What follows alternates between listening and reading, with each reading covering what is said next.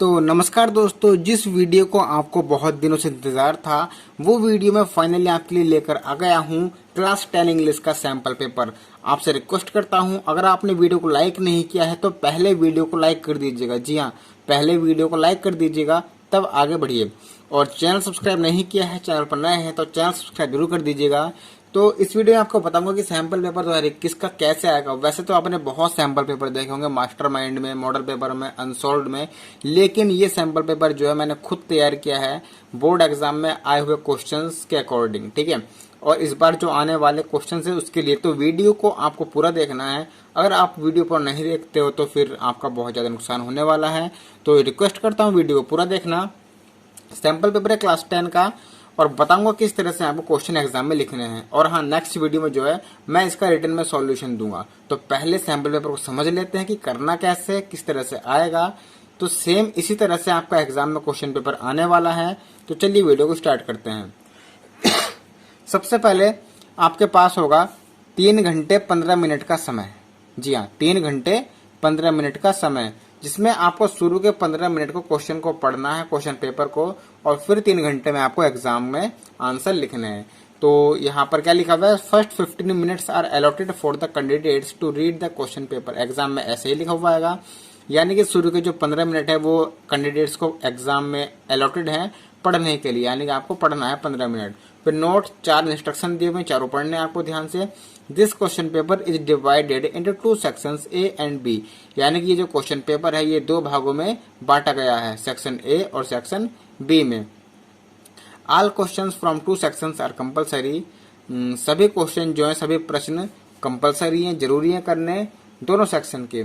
फिर उसके बाद आता है third part, marks are indicated against each question, यानी कि जो नंबर है क्वेश्चन के वो क्वेश्चन के आगे दिया हुआ है कि कौन सा क्वेश्चन कितने नंबर का है।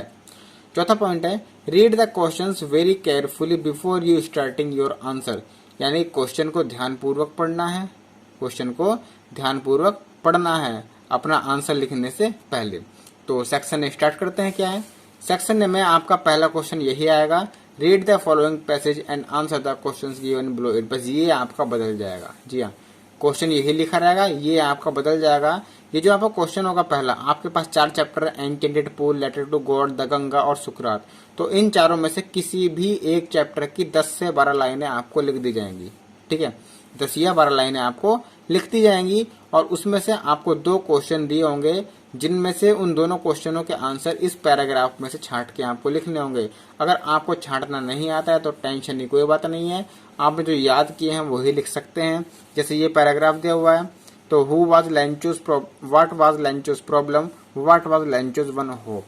लेंचो की क्या समस्या थी, उसकी एकमात्र आशा या एकमात्र सहारा क्या था। तो यहाँ पर आप पहचान सकते हैं, लेंचो वर्ड आ गया तो लेंचो वाले पार्ट का, यानी कि ए लेटर टू गॉड का ये हमारा पैराग्राफ है, ठीक है। तो इस तरह से आप क्वेश्चन लिख दोगे। दूसरा, why is Lencho compare to an ox. Lencho को एक बैल की तरह क्यों कंपेयर किया गया, क्योंकि वह एक जानवर की तरह खेत में काम करता रहता था, ठीक है। और लेंचो की समस्या क्या थी, पहला क्वेश्चन जो है, लेंचो की समस्या ये थी कि उसकी जो फसल है वो बर्बाद हो गई थी, ठीक है। और उसकी एकमात्र सहारा भगवान को पत्र लिखना था, ठीक है। उसने भगवान को पत्र भी लिखा था। अगर आपको याद नहीं है तो छांट कर लिखिए, और छांटना नहीं आता तो आपको याद होना चाहिए, ठीक है। याद करके लिख सकते हैं। तो पहला क्वेश्चन ऐसे आएगा। दूसरा क्वेश्चन आपका, ये दोनों क्वेश्चन जो है तो 2 नंबर के होंगे। दूसरा क्वेश्चन है, answer one of the following questions in about 60 words. Question number 2 में आपके इन चारों चैप्टर में से किन्हीं 2 चैप्टर के एक एक क्वेश्चन आएंगे, उन दोनों में से एक क्वेश्चन आपको करना है 4 नंबर में। तो यहाँ पर 2 क्वेश्चन दिए हुए हैं, what did Yudhishthira do when his brother did not return, और why did Nehru want his ashes to be immersed into the Ganga. 2 question में से एक करना है आपको 4 नंबर में, ठीक है। उसके बाद आपका क्वेश्चन नंबर 3 आता है। क्वेश्चन नंबर 3 में क्या होगा, 2 क्वेश्चन दिए होंगे इन्हीं चारों चैप्टर में से, और 3 में से 2 करने होंगे आपको। 2-2 नंबर के शॉर्ट क्वेश्चन होंगे। आंसर 25 वर्ड ही से आसपास का ही होना चाहिए, ठीक है। आप 25 में 30 कर सकते हो, 30 से ज्यादा नहीं, ज्यादा लिखने पर भी मार्क्स कटते हैं। जब 25 लिखा है तो 25 से 30 में लिखिए, ठीक है। तो why did Nehru call the Ganga the river of India. Nehru ने गंगा को द रिवर ऑफ इंडिया क्यों कहा। Lencho had only one hope, what was it. Lencho का एकमात्र सहारा क्या था। What is the greatest wonder in the world according to history, history के अनुसार दुनिया का सबसे आश्चर्यजनक वाला आश्चर्य क्या है, हैरान करने वाला आश्चर्य क्या है। तो तीनों क्वेश्चन के आंसर आपको लिखने हैं 25 वर्ड्स में। तो आपको पता है महाभारत में आपने पढ़ा होगा पहला जो चैप्टर है एंशिएंट बोल, कि इंसान जो है प्रतिदिन जीवों को, इंसानों को मरते हुए देखता है, लेकिन फिर भी वो चाहता है कि मैं कभी ना मरूं। तो यही सबसे आश्चर्यजनक बात जो है दुनिया की है। दूसरा, Lencho had only one hope, what was it. Lencho की जो एक आशा थी वो क्या थी, लेंचो की आशा थी कि वो उसकी जो फसल बर्बाद हो गई थी उसके लिए वो भगवान को पत्र लिखना चाहता था, तो भगवान उसकी एक एकमात्र सहारा था। ठीक है, इस तरह से आप आंसर लिख दोगे। तीसरा क्वेश्चन जो होगा, आपके 3 क्वेश्चन होंगे और उनमें 2 आपको करने होंगे। ठीक है, आंसर यानी 2 आएगा, 2 क्वेश्चन 4 नंबर के। फिर आपका क्वेश्चन नंबर 4 आएगा, तो यही भी इसी से 4 चैप्टर है आपके, उसमें से किन्हीं भी चारों में से एक एक वर्ड आ जाएगा। ठीक है, ये वर्ड आपके सारे पढ़े हुए होंगे, तो ध्यान से पढ़ के आना चारों चैप्टरों को। एंग्जाइटी में चिंता होता है, तो चिंता का वरी से मैच कर देना, मिलान, ये मिलान है। प्रेडिक्ट मीन्स अनुमान लगाना, फोरटेल। अटर्ड मीन्स कहा, तो सैड मीन्स कहा। प्रीसियस वैल्यूएबल, ये मैच करना है। ठीक है, ये है हमारा 4 गुणा 1, यानी कि चारों एक एक नंबर के, तो कुल मिला के 4 नंबर का ये क्वेश्चन हो गया। उसके बाद आता है आपका 5वां क्वेश्चन, मोस्ट इंपोर्टेंट, जिसको बच्चा करना ही नहीं चाहता, छोड़ देता है इस क्वेश्चन को, क्योंकि भारी लगता है, लेकिन ये भारी है नहीं, बहुत ईजी क्वेश्चन है। 5वां क्वेश्चन आपका आएगा, read the following piece of the poetry and answer the following questions. आपके पास क्या होगा, जो आपके 3 पोएम है, फाउंटेन वाली और 2 और विलेज सॉन्ग वाली और साल्म ऑफ लाइफ वाली, तो उनमें से आपको किसी भी एक पोएम की, किसी भी एक पोएम की आपको 4 लाइन लिख दी जाएंगी, और उन 4 लाइन के नीचे 2 क्वेश्चन होंगे। ठीक है, 2 क्वेश्चन होंगे 2-2 नंबर के। इन दोनों क्वेश्चनों के आंसर इसमें से आपको छांट के लिखने हैं। ठीक है, तो पहला है, name the title of the poem from which the above noted line of poetry has been selected. ठीक है, तो आपकी कौन सी पोएम से लिए गए हैं उसका टाइटल लिखना है। ठीक है, आप लिख दोगे द साल्म ऑफ लाइफ। ठीक है, PSALM, जो साल्म नहीं होता वो साल्म होता है, P साइलेंट होता है उसमें। ठीक है, बहुत बच्चे गलत पढ़ते हैं। The psalm of life, the psalm of life, यहाँ लिख दोगे इसका आंसर। दूसरा, what is life and what is not its goal, जिंदगी क्या है और इसके उद्देश्य क्या नहीं है। ठीक है, तो 2 क्वेश्चन इस तरीके से आएंगे, कुछ भी आ सकता है इसमें से। तो यहाँ पर हमारा 5वां क्वेश्चन 4 नंबर का था। फिर आपका था 6ठा क्वेश्चन। 6ठे क्वेश्चन में, give the central idea of one of the following poems, यानी कि आपकी जो 2 पोएम दी हुई है, ठीक है, फाउंटेन और साल्म ऑफ लाइफ, इनमें से किसी एक का सेंट्रल आइडिया आपको लिखना होता है, और मतलब या right 4 lines from one of the poems given in the text book, do not copy out the line given in the question paper. मैं तो आपको यही कहना चाहूंगा कि आपको सेंट्रल आइडिया के चक्कर में मत पड़िए, सेंट्रल आइडिया आप याद मत कीजिए, आप सिर्फ 4 लाइन की पोएम याद कीजिए, 3 नंबर आपको पूरे मिलेंगे। हो सकता है सेंट्रल आइडिया में आपके नंबर कट जाएं, एग्जाम में देखा किसी ने बहुत गलत लिखा है और छोटा लिखा है। ठीक है, तो पोएम में आपको कोई नहीं देखा जाएगा, बस 4 लाइन लिखनी है, 4 लाइन देखी जाएंगी। ठीक है, तो आप सेंट्रल आइडिया को याद मत कीजिए, पोएम याद कीजिए, क्योंकि अथवा में आता है, हर साल अथवा में आ रहा है कई सालों से, और इस बार भी आएगा, ये रूल है इसका। ठीक है, और तो आपको कम से कम 2 पोएम याद करनी है। कितनी पोएम, 2 पोएमों के 4-4 लाइन करनी है, क्योंकि यहाँ पर लिखा होता है do not copy out the lines from given in this question paper, यानी कि जो इस क्वेश्चन पेपर में लाइनें दी हुई हैं, जो इससे पिछले वाला क्वेश्चन था, इसमें 4 लाइन होंगी किसी पोएम की। मान लो अगर वो ही लिखी हुई आती है तो आप क्या लिखोगे, इसलिए आप कम से कम 2 पोएमों की 4-4 लाइन याद करो। तो 3 नंबर में आपकी ये पोएम होगी। फिर आपका क्वेश्चन नंबर 7 आएगा। क्वेश्चन नंबर 7 में होगा, answer 2 of the following questions in about 25 words each, यानी कि 2 क्वेश्चन जो होंगे आपके करने हैं इन तीनों में से। ये जहां पर 7वां क्वेश्चन, यहाँ से शुरू होती है आपकी सप्लीमेंट्री एडिशन वाली जो यूनिट है, एडिशन और विक्रमादित्य, 2 ही पार्ट हैं, बस 12 नंबर के आने हैं, पक्के कर लो इनको। तो यहाँ से शुरू है सप्लीमेंट्री, तो इसमें क्या होगा, 2 और 2 4, 3 क्वेश्चन होंगे, 2 करने होंगे आपको, वो दोनों 2-2 नंबर के होंगे। उसके बाद आपका 8वां क्वेश्चन इसमें है, why did the teacher think that Edison was stupid and naughty, teacher को क्यों लगा कि एडिशन जो है वो मूर्ख और शरारती है। आपने पढ़ा ही होगा कि वो हरकतें ऐसी करता, शरारतें। ठीक है, आप लिख दोगे, why did guilty tremble before the king Vikramaditya, guilty अपराधी जो है वो विक्रमादित्य के सामने क्यों कांपते थे। आपको पता है विक्रमादित्य जो है वो जो दोषी लोग होते हैं उनकी आंखों को एकदम पढ़ लेते थे, इस तरह कांपते थे वो। What did the first angel ask when the king was about to sit on the throne, क्या हुआ था जब जो राजा है वो सिंहासन पर बैठने ही वाला था, तो एक जो है उड़ गया था। ठीक है, 25 थे, 25 पक्षी, एक पक्षी उड़ गया था, तो ये आप लिख दोगे। फिर आपका आता है क्वेश्चन नंबर 8। क्वेश्चन नंबर 8 में है point out true and false statements in the following.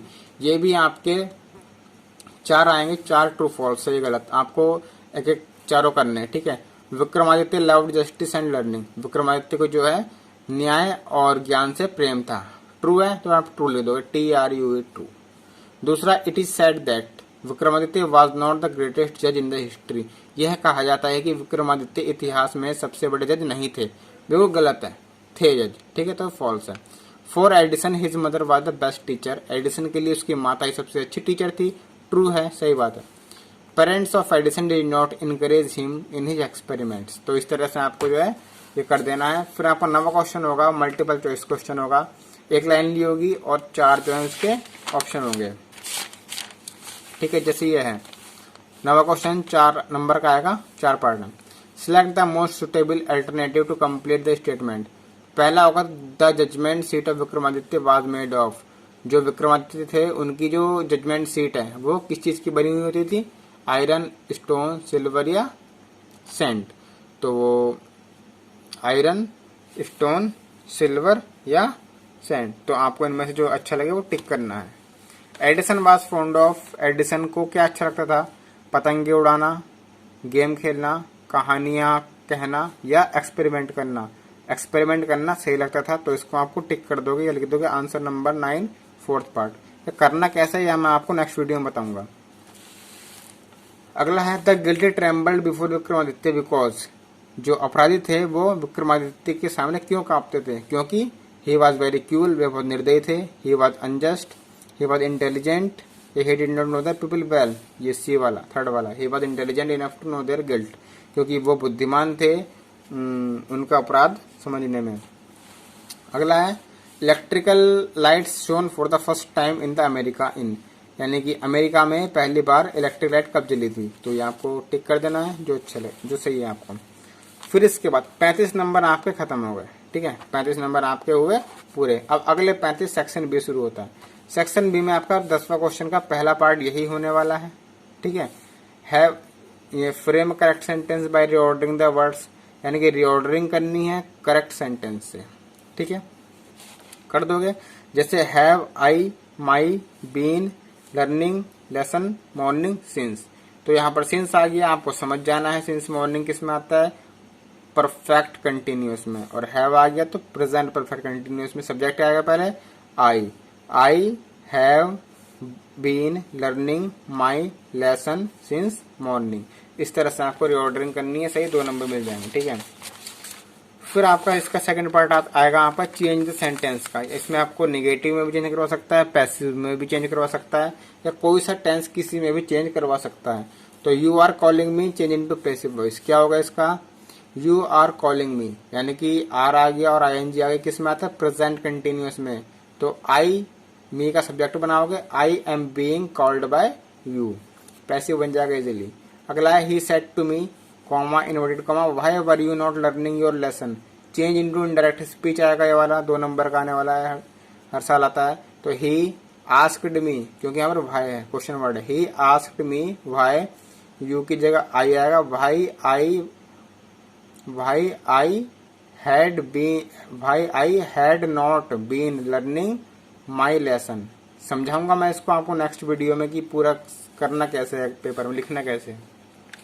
ठीक है, तो 2 नंबर आपको मिल जाएंगे। यहाँ पर जो है my brother fill in the blank to school yesterday. तो इसमें आपको क्या करना है? इसमें आपको एक वर्ब दी होगी, उस वर्ब की फॉर्म भरनी है। तो माई ब्रदर, जब यहाँ पर यस्टरडे आ गया तो सीधी सी बात है पास्ट ही होना है, बीता हुआ कल है। तो my brother went to school yesterday को की सेकंड फॉर्म लगा दोगे। उसके बाद क्वेश्चन नंबर 11 में जो है प्रीपोजिशन भरने को आएगी। तो यहाँ पर जैसे ही डाइड डैश कोलरा, अगर कोई किसी बीमारी से मरता है तो वहां पर हम ऑफ लगाते हैं। ठीक है, वह कोलरा से मर गया, तो फ्रॉम भी से होता है, विद भी से होता है और ऑफ भी से होता है, तो ऑफ लगना है। ठीक है, ही डाइड ऑफ कोलरा या ही डाइड ऑफ, और कुछ भी आता है यहाँ पर इलनेस, ठीक है, फीवर, तो यहाँ पर आपको ऑफ ही लगाना है।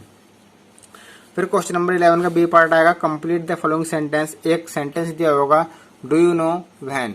आप क्या भर सकते हो यहाँ पे, क्या तुम जानते हो वह कब उठता है, व्हेन ही अराइजेस, या when he learns his lesson, या when he went to school, वह स्कूल कब गया, कुछ भी आप भर सकते हो जो मन में आए आपके। ठीक है, 2 नंबर आपको पूरे मिल जाएंगे। फिर उसके बाद सी पार्ट आएगा स्पेलिंग टेस्टिंग का, complete the spelling testing of the following word. तो आधे आधे नंबर की 2 होंगी, 1 नंबर आ गया। यहाँ पर क्या भर सकते हैं आप, प्लेयर PLAYER या प्रेयर PRAYER। प्रेयर मीन्स प्रार्थना, प्लेयर मीन्स खिलाड़ी। यहाँ पर BECAUSE बिकॉज मीन्स क्योंकि। फिर जो इसका डी पार्ट होगा वो होगा punctuate the following using capital letters wherever necessary, मतलब जहां पर भी जरूरत है वहां पर इसको पंक्चुएट करो। तो सीधी सी बात है, ही रोट। अब यहाँ पर कोई कंजंक्शन तो है नहीं, दैट वगैरह, तो ही रोट के बाद लगाओगे कॉमा, फिर इन्वर्टेड कॉमा, आई को बड़ा बनाओगे, I can not come because, यहाँ भी आई बड़ा बनेगा। ठीक है, इस तरह से सही करना है। फिर क्वेश्चन नंबर 12 जो आएगा वो आपकी 4 से 5 सेंटेंस होंगे और आपको ट्रांसलेट करनी होगी इंग्लिश में। तो क्या है, पुस्तकें हमारी सबसे अच्छी मित्र है। आप इसको देखिए कैसे बनेगा, कोशिश कीजिए।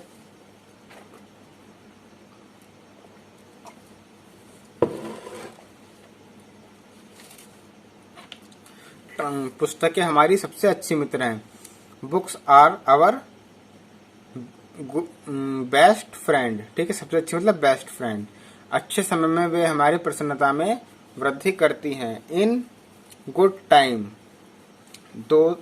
टाइम दीज या those, in good time those grows in our happiness. दुख के समय में वे हमें सांत्वना और राहत देती हैं, वे हमारे ज्ञान में वृद्धि करती हैं। तो 4 या 5 लाइन की होगी। ठीक है, ये आपको कर देना है, 4 नंबर पूरे मिलेंगे, आप सही लिखते हो तो। ठीक है, ये आपकी 4 नंबर की होगी। 12 क्वेश्चन पूरे हो गए। उसके बाद आपका 13वां क्वेश्चन आता है। 13वें क्वेश्चन में क्या होता है, या तो एक एप्लीकेशन करो या एक लेटर करो। ठीक है, 4 नंबर में जैसे इसमें लिखी आई हुई है, write an application to your games teacher for arranging regular evening games in the college.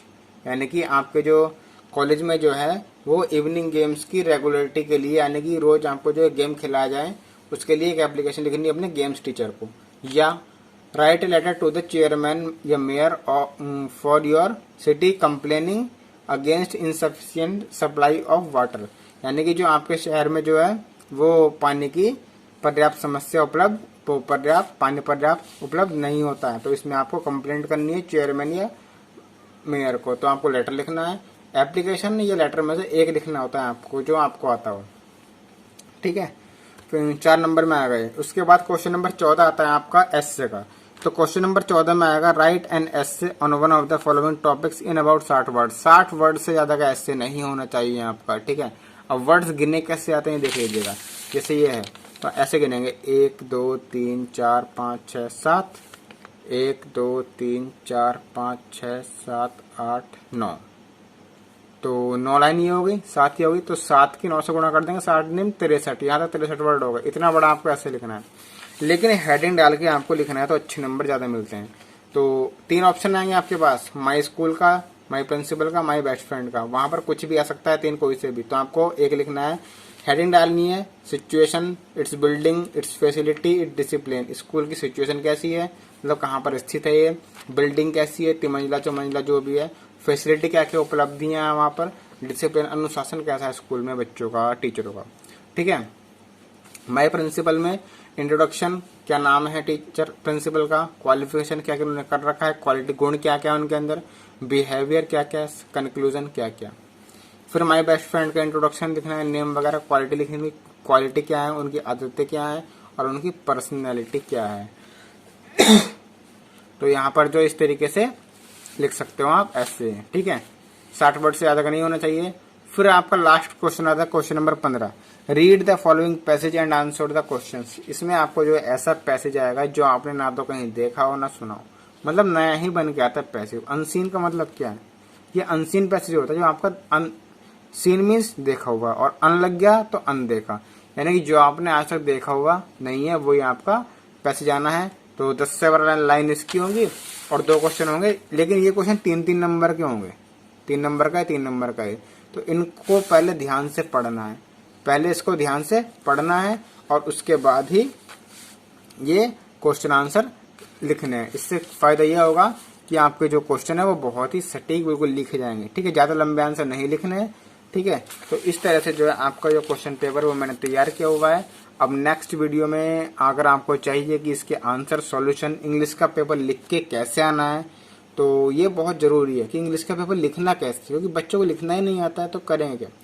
तो इसमें आप कमेंट कर सकते हो कि हमें सॉल्यूशन दे दीजिए, तो मैं इसका सॉल्यूशन प्रोवाइड करा दूंगा आपके लिए। ठीक है, नेक्स्ट वीडियो में। तो देखते रहिए हमारा चैनल आर के संग स्टडी क्लास 10। Thank you.